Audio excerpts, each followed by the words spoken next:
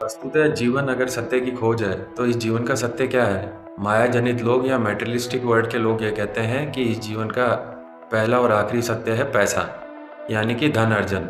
और आध्यात्मिक लोग कहते हैं कि इस जीवन का असली सत्य है मृत्यु। एक दिन आपको काल का ग्रास होना ही होना है। सवाल ये है कि इन दोनों में से भी असली सत्य क्या है? तो जो हमारी इंटेलेक्चुअल पावर है, हमारी जो बुद्धिमत्ता है, कभी इस छोर को पकड़ती है यानी पैसे को सत्य मानती है, और कभी उस छोर को पकड़ती है कि हाँ भाई मृत्यु इस जीवन का सत्य है। तो इन दोनों छोरों को पकड़ने के कारण हम कभी जीवन भर किसी निष्कर्ष पर नहीं निकलते।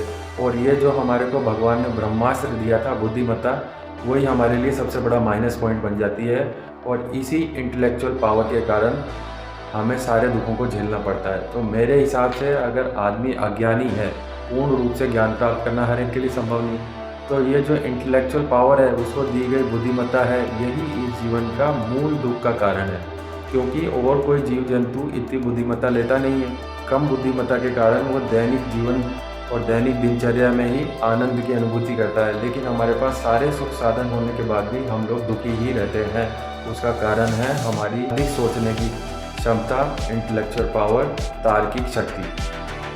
ये तार्किक शक्ति आपके लिए माइनस बन जाती है, जीवन का रहस्य नहीं खोल पाती।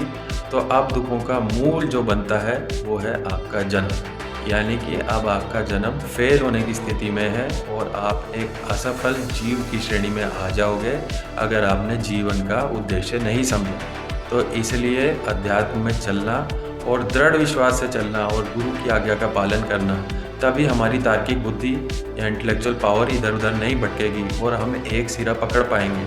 तभी जीवन का असली उद्देश्य प्राप्त होगा और ये जीवन सफल होगा।